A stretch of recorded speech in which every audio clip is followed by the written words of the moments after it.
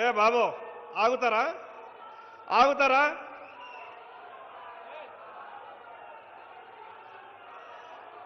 ముఖ్యమంత్రి గారు ఉన్నారా బాబు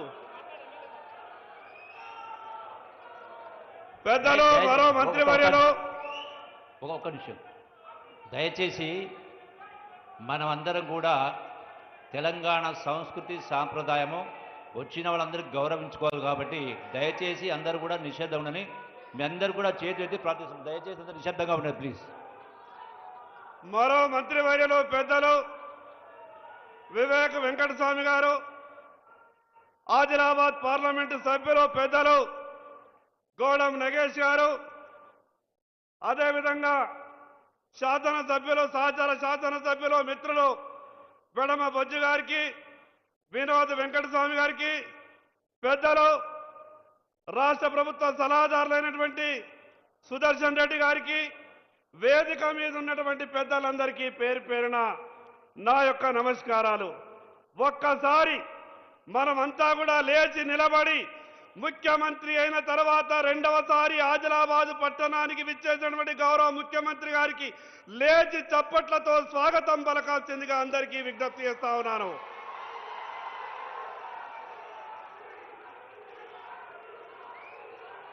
గౌరవ ముఖ్యమంత్రి గారికి ఈ జిల్లాని దత్తత తీసుకోవడమే కాకుండా ఈ జిల్లా పట్ల ప్రత్యేకమైనటువంటి ప్రేమాభిమానాలు చూపిస్తున్న మీకు నా తరపున నా నియోజకవర్గ ప్రజల తరపున ప్రత్యేకంగా ధన్యవాదాలు తెలియజేస్తా ఉన్నాను. తెలంగాణ రాష్ట్రంలోనే వెనుకబడ్డ ప్రాంతం ఆదిలాబాద్ ప్రాంతం.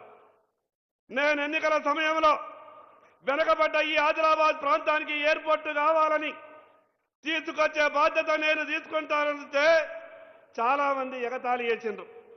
ముఖ్యమంత్రి గారైన వెంటనే గౌరవ ముఖ్యమంత్రి గారికి చెప్పిన అన్నా అన్ని రకాలుగా వెనుకబడ్డటువంటి ఆదిలాబాద్ ప్రాంతానికి ఎయిర్పోర్టు కావాలన్న ముఖ్యమంత్రి గారు ఒక మాట అన్నారు, నీకే సహకారం కావాలన్నా నేను అందిస్తా, మీ ప్రధానమంత్రి గారి దగ్గరికి వెళ్ళి తెచ్చే బాధ్యత నీది అన్నాడు.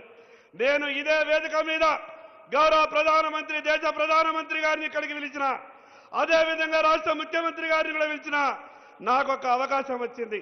ప్రధానమంత్రి గారు ముఖ్యమంత్రి గారు ఒకే వేదిక మీద ఉండి నా వెనుకబడ్డటువంటి ప్రాంతానికి ఎయిర్పోర్టు కావాలనంటే దేశ ప్రధానమంత్రి గారు ముఖ్యమంత్రి గారితో అన్నారు, हमारा आदमी के लिए आपका पूरा सहकार चाहिए అంటే ముఖ్యమంత్రి గారు గొప్పగా అన్నారు, यहाँ जो भी मेरे तरफ से सहकार चाहिए हर तरीके से मैं करने के लिए तैयार हूं అన్నాడు.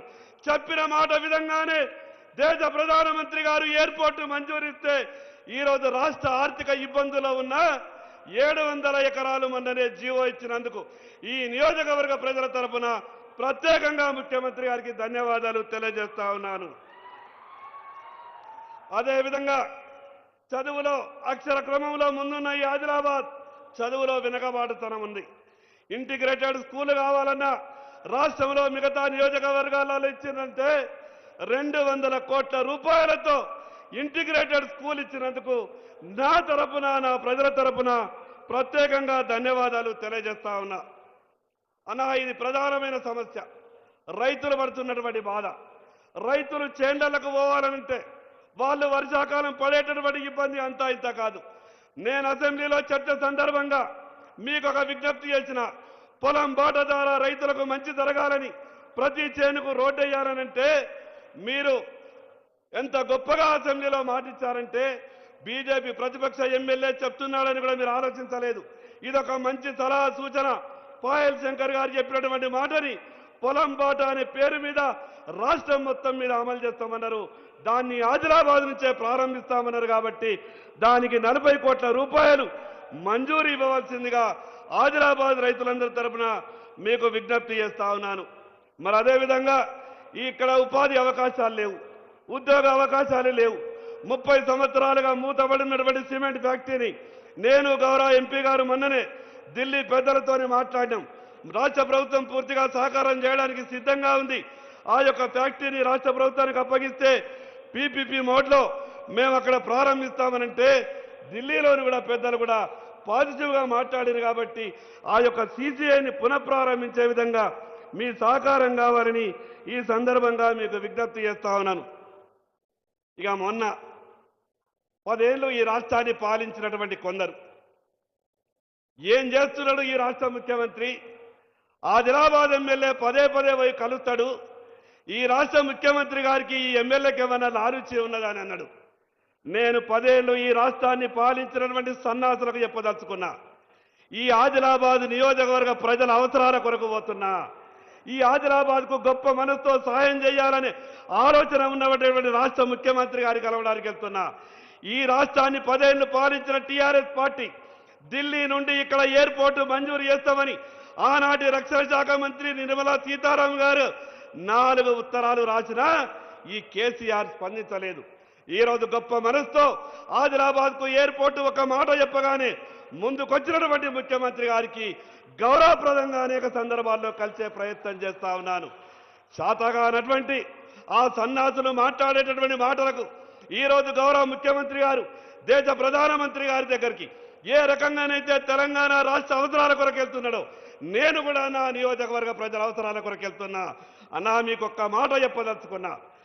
సరిగ్గా 13 ఏళ్ల క్రితం ఆదిలాబాద్లో పాయల్ శంకర్ని ఎమ్మెల్యేగా గెలిపించండి మీరు ఆ రోజు నా కొరకు మాట్లాడినటువంటి మాటని ఈరోజు నేను గెలిచినన్నా నా ఆదిలాబాద్ నియోజకవర్గ ప్రజలను అభివృద్ధి చేసి గెలిపించాల్సిందిగా మీకు సవినయంగా మనవి చేస్తా ఉన్నాను. మరి అదేవిధంగా కోట చెనాక అనే ప్రాజెక్టు దాదాపు 95% పూర్తయిపోయింది. కేవలం కొంత భూసేకరణ చేస్తే దాదాపు 60,000 ఎకరాలకు సంబంధించినటువంటి ఆయకట్టు. వాస్తవంగా మిమ్మల్ని ఆ ప్రాజెక్టు ప్రారంభోత్సవానికే రమ్మన్నా, కానీ ఎన్నికల కోడ్ ఉన్న సందర్భంగా అది వీలు కాలేదు కాబట్టి ఆ యొక్క ఆయకట్టు మిగతా భూసేకరణ నిధులు వెంటనే విడుదల చేయాల్సిందిగా మీకు సవినయంగా విజ్ఞప్తి చేస్తా ఉన్నాను. మరి అదేవిధంగా ఆదిలాబాద్ పట్టణంలో కొమరం భీం అనే పూర్తిగా ఆదివాసుల కాలనీ 20 సంవత్సరాల నుంచి గుడిసెలేసుకొని ఉన్నారు. అది ప్రభుత్వ భూమి. దాదాపు 2,000 కుటుంబాలు ఉన్నాయి. వాళ్లకు వెంటనే పట్టాలిచ్చి ఆదుకోవాల్సిందిగా మీకు విజ్ఞప్తి చేస్తా ఉన్నాను. నా నియోజకవర్గంలో 2 గొప్ప చరిత్ర గల ఆలయాలున్నాయి. ఒకటి జైనత్ లక్ష్మీనారాయణ స్వామి ఆలయం, మరొకటి బైరాన్ దేవ్ శివుని ఆలయం బేలా మండలంలో సదల్పూర్లో. ఈ 2 ఆలయాలకు ప్రత్యేకమైన నిధులిచ్చి ఆదుకోవాల్సిందిగా. మరి అదేవిధంగా రైతులు పడుతున్నటువంటి సమస్య, కేంద్ర ప్రభుత్వం ఇచ్చినటువంటి 25% కోటాని పూర్తి చెందిన సోయాబీన్ కొనుగోలు ఆపేసారు.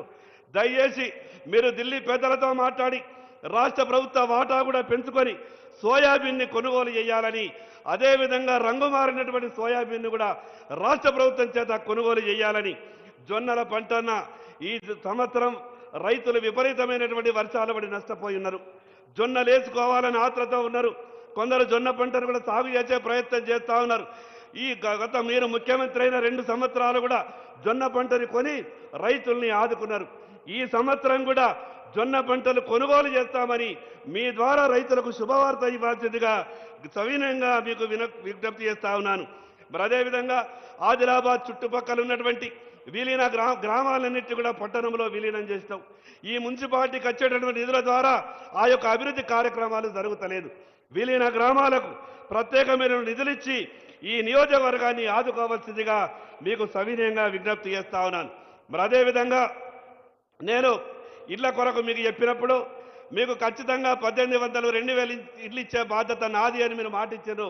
కానీ అంతకుముందే అడ్మినిస్ట్రేషన్ శాంక్షన్ ఇచ్చారు కాబట్టి ఆ వీలు పడలేదు. ఇక్కడ ఒక 1,500 ఇండ్లు ప్రత్యేకంగా కేటాయించవలసిందిగా మీకు విజ్ఞప్తి చేస్తా ఉన్నాను. రాష్ట్రం నేను అనుకున్నా అసెంబ్లీలో పోయిన తర్వాత నాకు ముఖ్యమంత్రి గారితో ఉన్నటువంటి పాత పరిచయం వల్ల ఏది అడిగినా కూడా నా నియోజకవర్గానికి తెచ్చుకోవచ్చన్న గొప్ప నమ్మకంతో వెళ్ళిన. కానీ అసెంబ్లీలో పుస్తకాలు చూసిన తర్వాత బడ్జెట్ సందర్భంగా 10 ఏళ్ళు ఈ రాష్ట్రాన్ని పరిపాలించినటువంటి పాపాత్ములు చేసిన అప్పు అంతా ఇంత కాదు. 8.5 లక్షల కోట్లు అప్పు చేసి ఈ రాష్ట్రాన్ని అన్ని రకాలుగా ఇబ్బంది పెట్టేటువంటి టీఆర్ఎస్ పార్టీ ఈరోజు రాష్ట్రం ఆర్థిక ఇబ్బందులలో ఉన్న మీరు మా ఆదిలాబాద్కు ఏ పని అడిగినా సాధ్యమైనంత కాడికి సాయం చేసేటటువంటి ప్రయత్నం చేస్తూ ఉన్నారు. అదేవిధంగా నా ఆదిలాబాద్లో యూనివర్సిటీ లేదన్నా. ఈ తెలంగాణ రాష్ట్రంలో ఏ ఉమ్మడి జిల్లా కూడా యూనివర్సిటీ లేని జిల్లా లేదు. కానీ నా ఆదిలాబాద్లో యూనివర్సిటీ లేని కారణంగా అనేకమైనటువంటి ఇబ్బందులు వస్తున్నాయి. కాబట్టి బేలాలో జూనియర్ కాలేజ్, అదేవిధంగా డిగ్రీ కాలేజ్, బోరద్లో జూనియర్ కాలేజ్, ఆదిలాబాద్లో యూనివర్సిటీ మంజూరు ఇవ్వాల్సిందిగా మీకు సవినయంగా విజ్ఞప్తి చేస్తా ఉన్నాను. నా ఆదిలాబాద్ సంస్థలని కూడా విజ్ఞాపన పత్రంలో మీకు ఇస్తానన్న నాకు ఒక నమ్మకం, విశ్వాసం ఉన్నది. నేను ఎక్కడికి వెళ్ళినా కూడా, ఏ విషయం అడిగినా కూడా ముఖ్యమంత్రి గారిది ఎంత గొప్ప మనసు అనంటే, నిన్న నేను ఒక రివ్యూలో అందరూ రావాలని కోరుకున్నా.